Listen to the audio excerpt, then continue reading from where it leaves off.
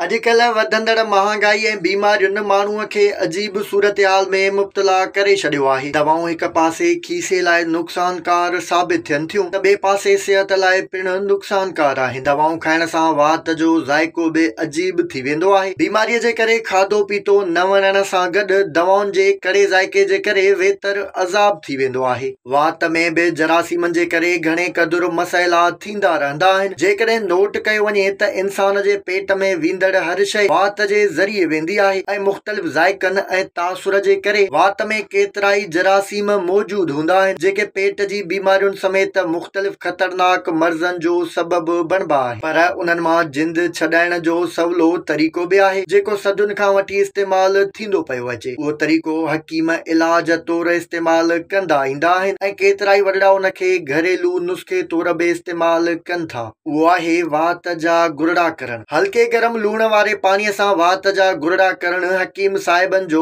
बादशाह नुस्ख़ो आहे। इहे गुरड़ा लौंग जे पाणी ऐं डिस्प्रिन सां बि कया वेंदा आहिनि, पर लूण जे पाणीअ जा गुरड़ा सिहत लाइ तमामु फ़ाइदेमंद साबित थियनि था, छो त इन सां वात में मौजूद केतिरियुनि ई क़िस्मनि जा जरासीम मरी वेंदा आहिनि ऐं को बि इंफेक्शन या बीमारीअ जो ख़तरो घटिजी न हुअण बराबरि वञी बचंदो आहे। सदियुनि खां वठी इहो नुस्ख़ो आज़मायल आहे त गले जे सूर मां छुटकारे जे लाइ हल्के गरम ऐं लूण वारे पाणीअ जा गुरड़ा कया वञनि। सुबुह शाम पाणीअ जा गुरड़ा करण सां खंघि समेत गले जे सूर जा केतिरा ई मसइला हल थी वेंदा आहिनि। गले या नक में जॾहिं ख़ासि क़िस्म जी एलर्जी जे करे नज़लो ऐं सूर महसूस थिए, पालतू जानवरनि सां गॾु रहंदे निड़ीअ में सिरको थिए त फौरी तौर ते हल्के गरम पाणीअ में लूण विझी उन जा गुरड़ा करणु घुर्जनि। इन जो न रुगो वात पर गॾियल सिहत लाइ तमामु घणो फ़ाइदो हूंदो आहे। हल्के गरम पाणीअ में लूण जी मौजूदगी मुख़्तलिफ़ क़िस्मनि जे बैक्टीरिया सां जंग जोड़ींदी आहे। होड़ुनि जे सूर ऐं दंदनि जी बीमारियुनि खां बचाव थींदो आहे। जेकॾहिं केरु हल्के गरम पाणीअ ऐं लूण जे गुरड़नि खे रोज़ जो मामूल बणाए त इन जी न रुगो निड़ी साफ़ रहंदी पर खेसि सिहत बि बहितर महसूस थींदी ऐं वात जी बदबू बि ख़तम थी वेंदी।